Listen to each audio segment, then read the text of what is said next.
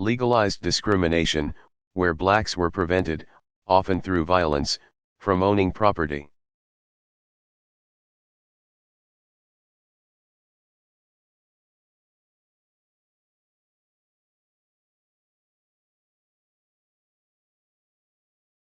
Or loans were not granted to African American business owners, or black homeowners could not access FHA mortgages.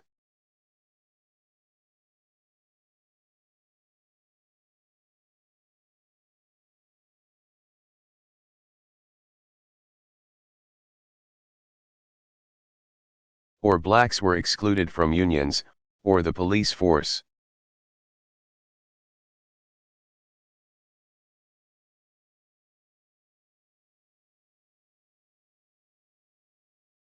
Or the fire department meant that black families could not amass any meaningful wealth to bequeath to future generations.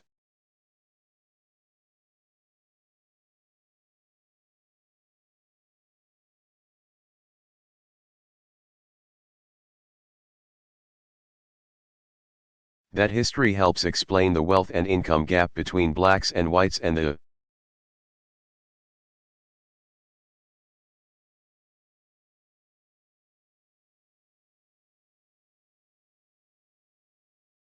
concentrated pockets of poverty that persist in so many of today's urban and rural communities.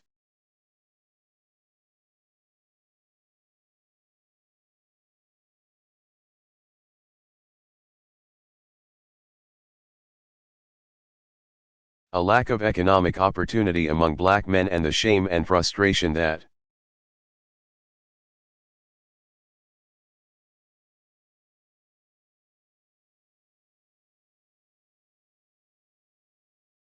came from not being able to provide for one's family contributed to the erosion of black families.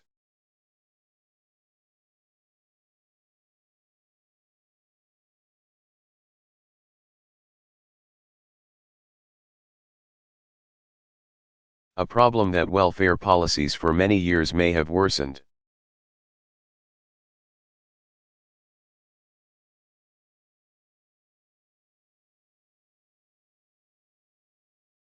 And the lack of basic services in so many urban black neighborhoods, parks for kids to play in.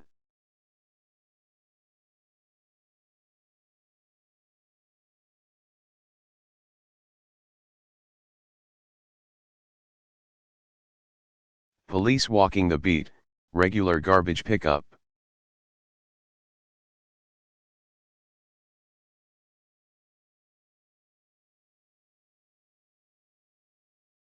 Building code enforcement all help create a cycle of violence, blight, and neglect that continues to haunt us.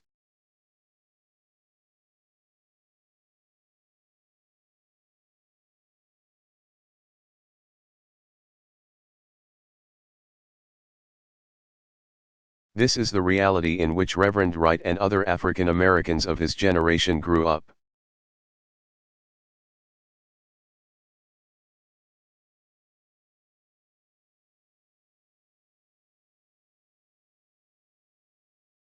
They came of age in the late 50s and early 60s.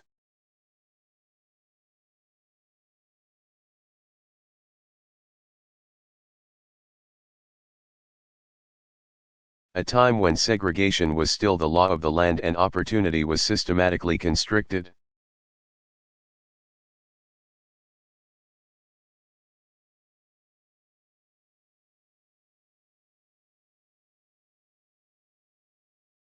What's remarkable is not how many failed in the face of discrimination, but how many men and women overcame the odds.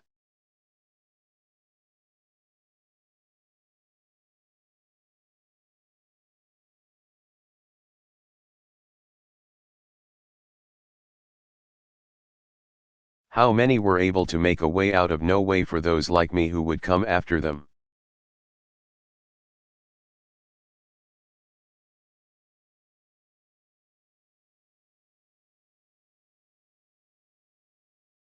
But for all those who scratched and clawed their way to get a piece of the American dream.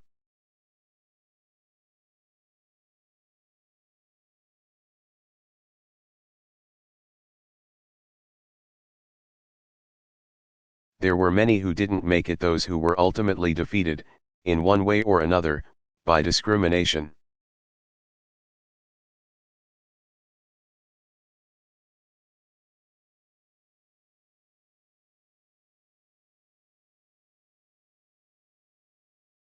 That legacy of defeat was passed on to future generations, those young men and increasingly young women.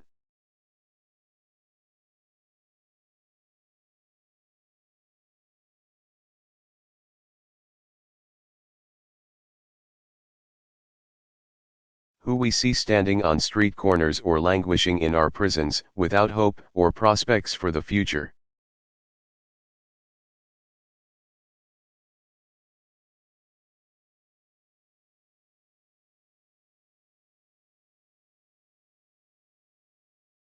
Even for those blacks who did make it, questions of race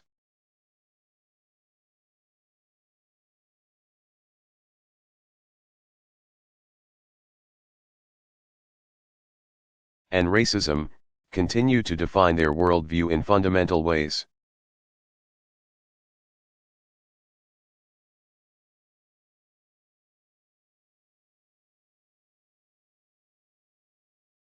For the men and women of Reverend Wright's generation,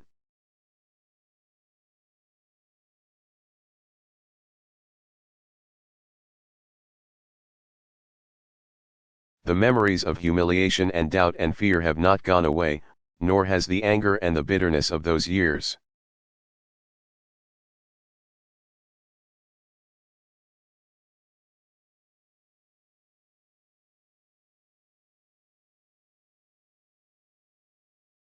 That anger may not get expressed in public, in front of white coworkers or white friends.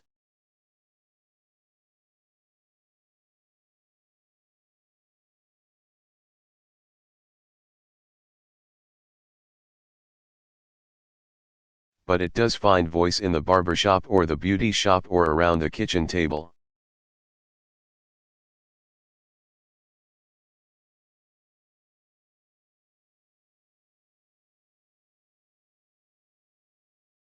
At times, that anger is exploited by politicians to gin up votes.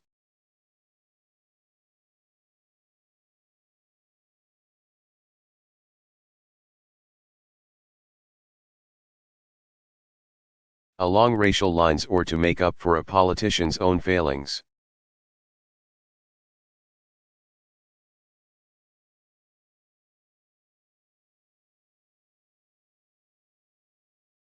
And occasionally it finds voice in the church on Sunday morning, in the pulpit and in the pews.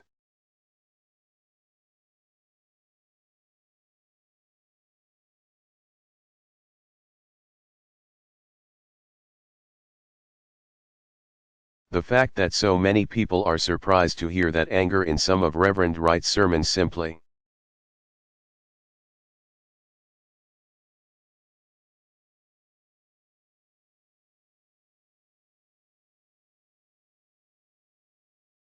reminds us of that old truism that the most segregated hour of American life occurs on Sunday morning.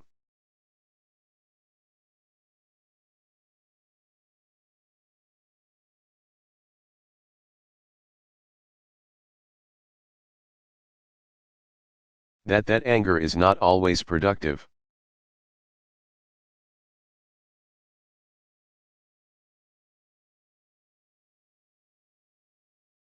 Indeed, all too often it distracts attention from solving real problems. It keeps us from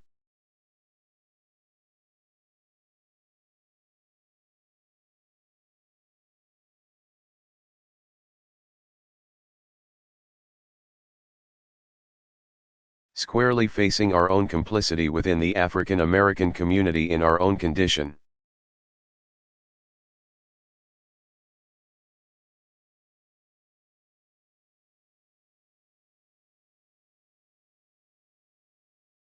It prevents the African American community from forging the alliances it needs to bring about real change.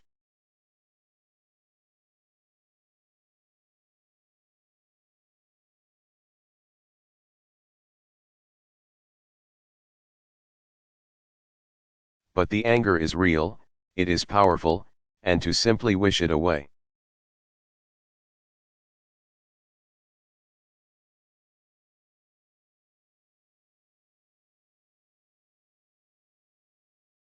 To condemn it without understanding its roots only serves to widen the chasm of misunderstanding that exists between the races.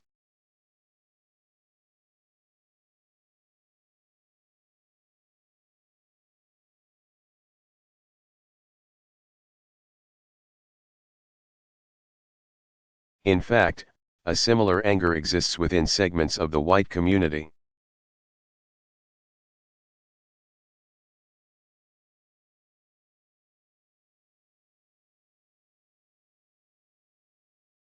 Most working and middle-class white Americans don't feel that they've been particularly privileged by their race.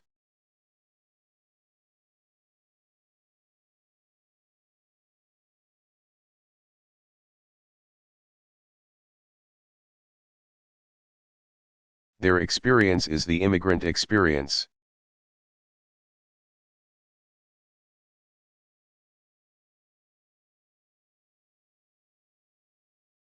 As far as they're concerned, no one handed them anything, they built it from scratch.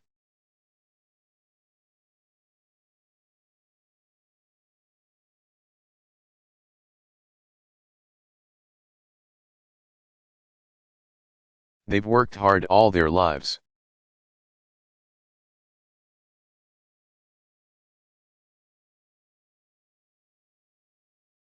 Many times only to see their jobs shipped overseas or their pensions dumped after a lifetime of labor.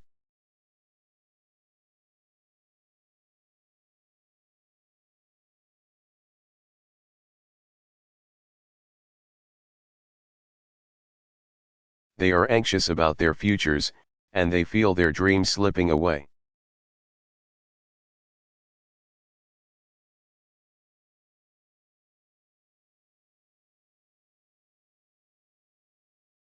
And in an era of stagnant wages and global competition,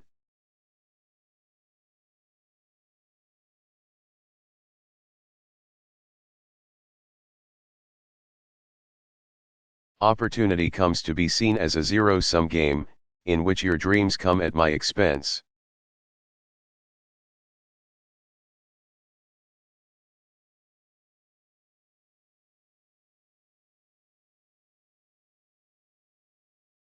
So when they are told to bus their children to a school across town,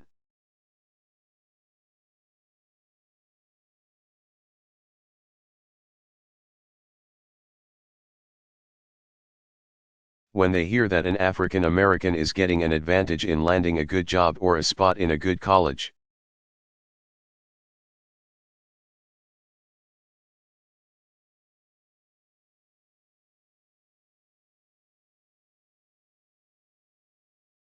because of an injustice that they themselves never committed.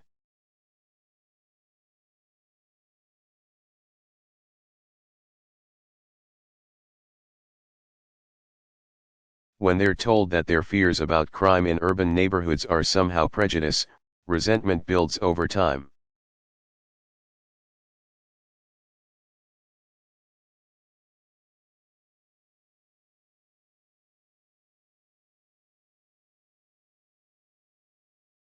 Like the anger within the black community, these resentments aren't always expressed in polite company.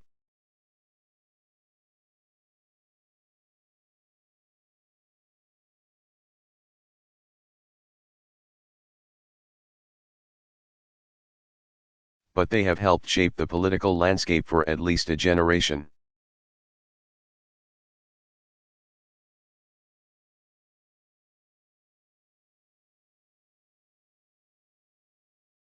Anger over welfare and affirmative action helped forge the Reagan coalition.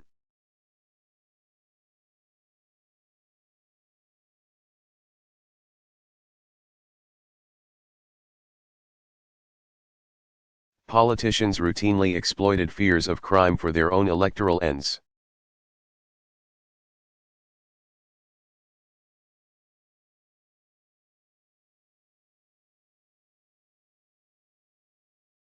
Talk show hosts and conservative commentators built entire careers unmasking bogus claims of racism while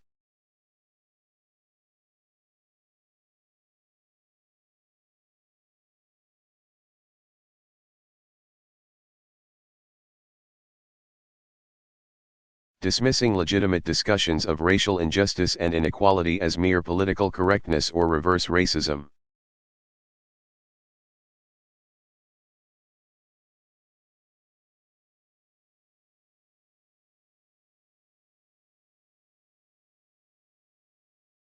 And just as black anger often proved counterproductive,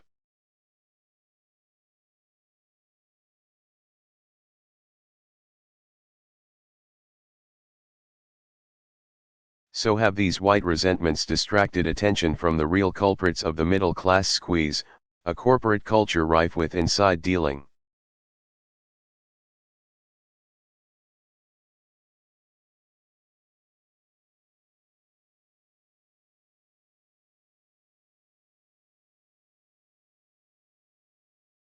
Questionable accounting practices, and short-term greed.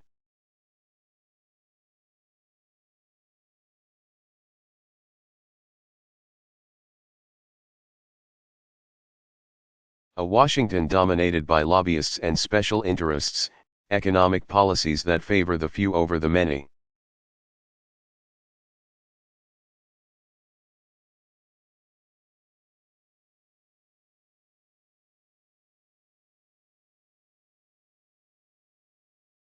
And yet, to wish away the resentments of white Americans.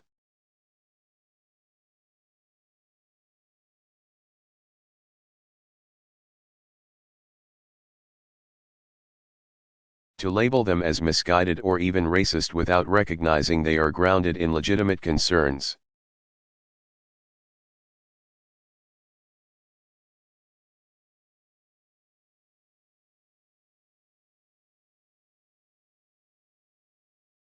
This, too, widens the racial divide and blocks the path to understanding.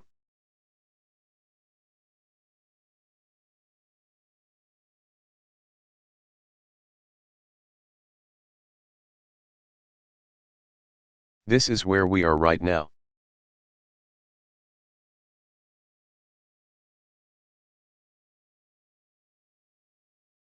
It's a racial stalemate we've been stuck in for years.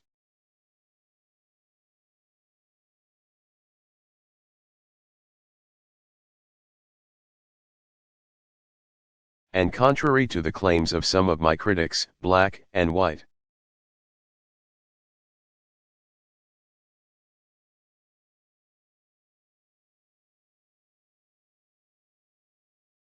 I have never been so naive as to believe that we can get beyond our racial divisions in a single election cycle or with a single candidate.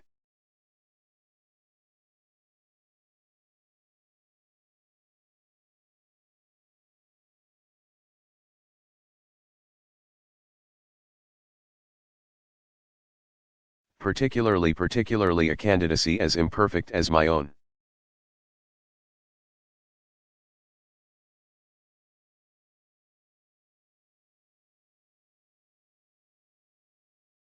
But I have asserted a firm conviction, a conviction rooted in my faith in God and my faith in the American people.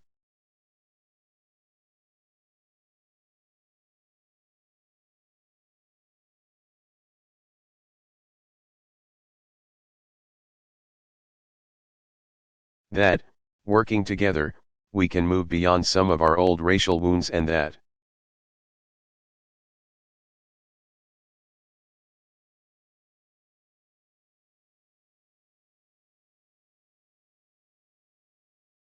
in fact, we have no choice if we are to continue on the path of a more perfect union.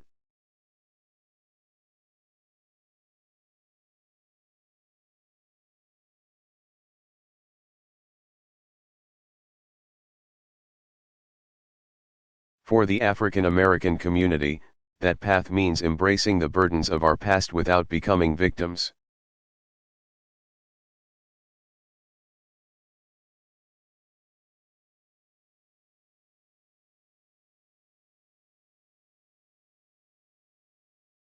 Of our past. It means continuing to insist on a full measure of justice in every aspect of American life.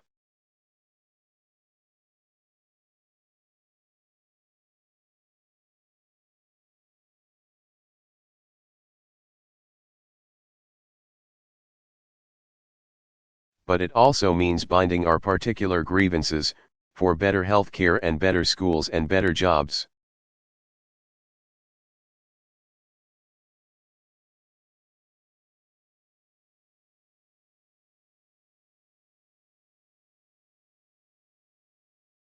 To the larger aspirations of all Americans, the white woman struggling to break the glass ceiling.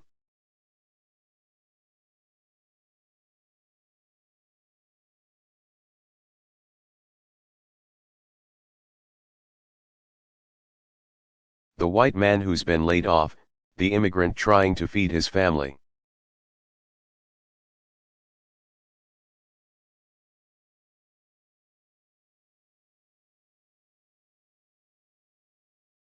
And it means also taking full responsibility for our own lives by demanding more from our fathers.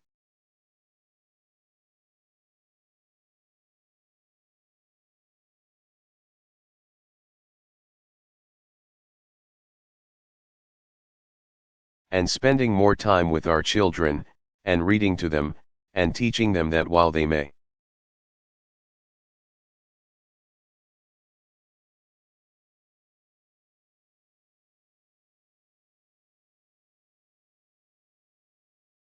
face challenges and discrimination in their own lives, they must never succumb to despair or cynicism.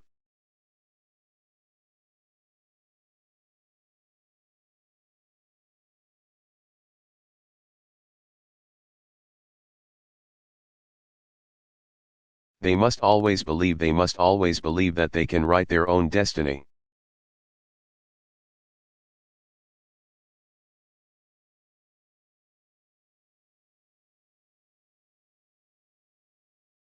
Ironically, this quintessentially American and, yes,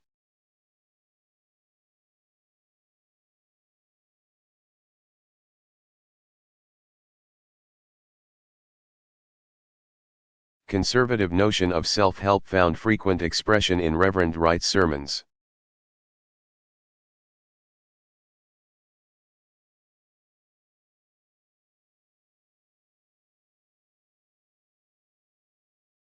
But what my former pastor too often failed to understand is that embarking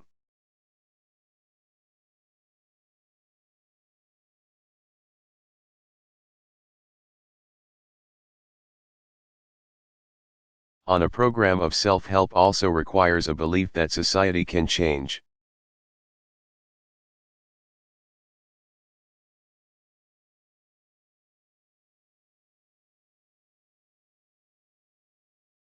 The profound mistake of Reverend Wright's sermons is not that he spoke about racism in our society.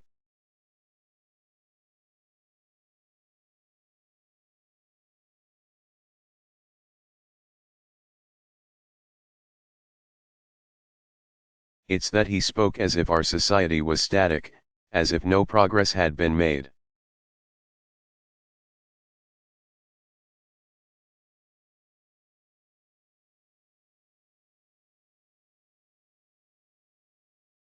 As if this country, a country that has made it possible for one of his own members to run for the highest office in the land and build a coalition of white and black.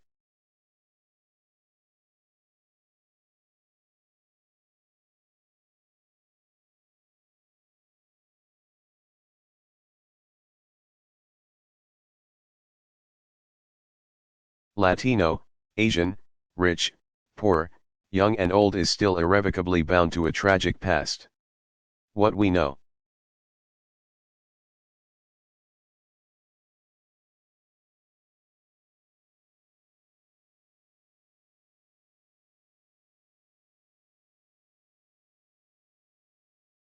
What we have seen, is that America can change. That is true genius of this nation. What?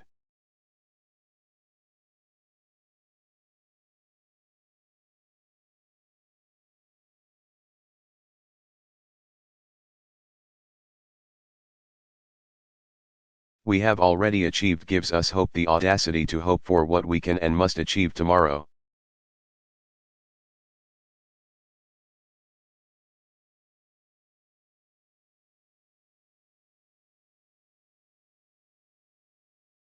Now, in the white community, the path to a more perfect union means acknowledging that what ails the African American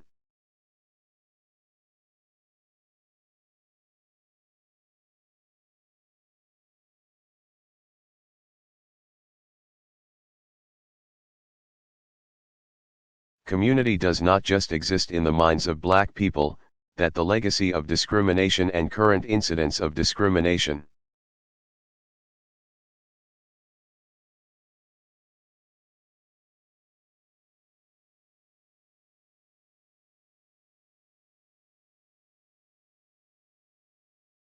while less overt than in the past, that these things are real and must be addressed.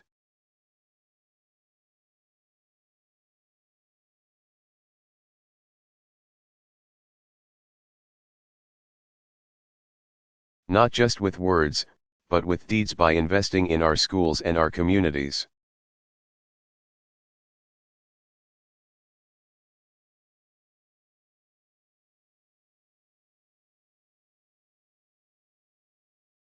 By enforcing our civil rights laws and ensuring fairness in our criminal justice system.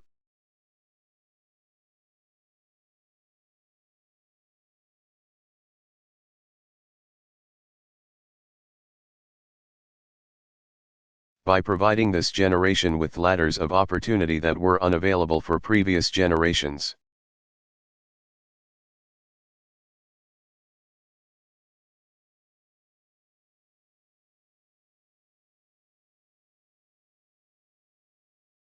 It requires all Americans to realize that your dreams do not have to come at the expense of my dreams.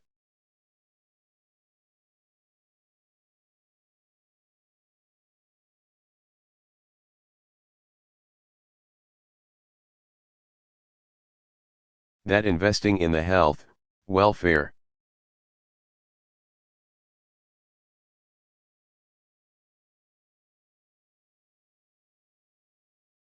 and education of black and brown and white children will ultimately help all of America prosper.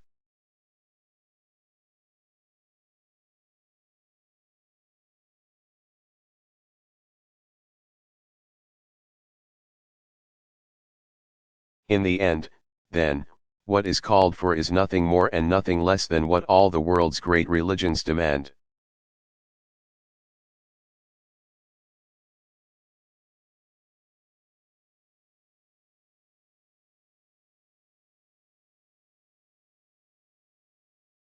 That we do unto others as we would have them do unto us.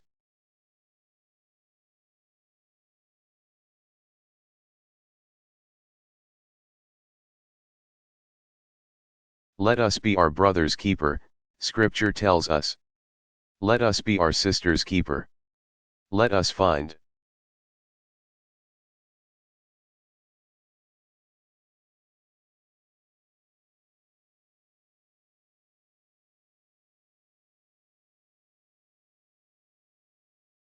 That common stake we all have in one another, and let our politics reflect that spirit as well.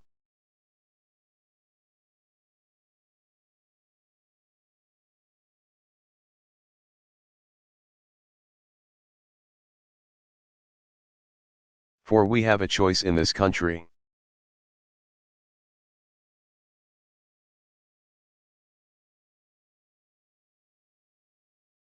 We can accept a politics that breeds division and conflict and cynicism.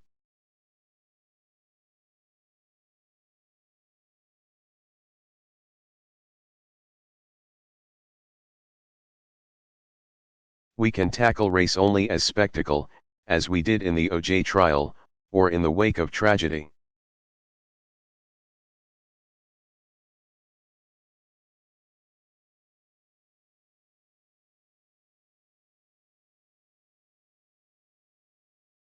As we did in the aftermath of Katrina, or as fodder for the nightly news.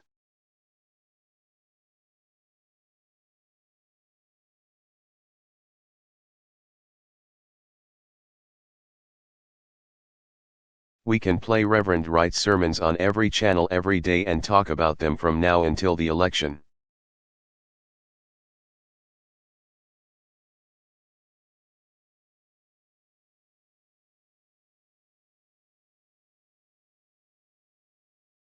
and make the only question in this campaign whether or not the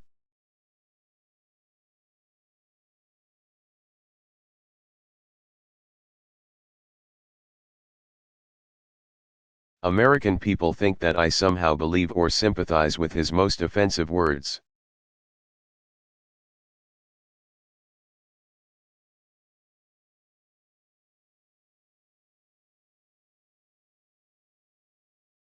We can pounce on some gaffe by a Hillary supporter as evidence that she's playing the race card.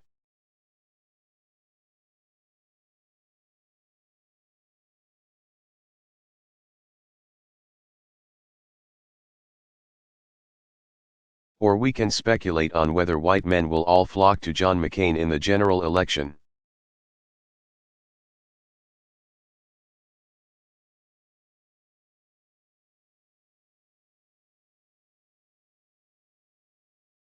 Regardless of his policies.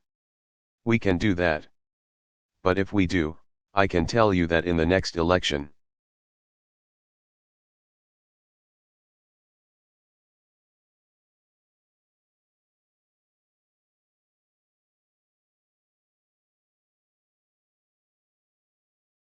we'll be talking about some other distraction, and then another one, and then another one.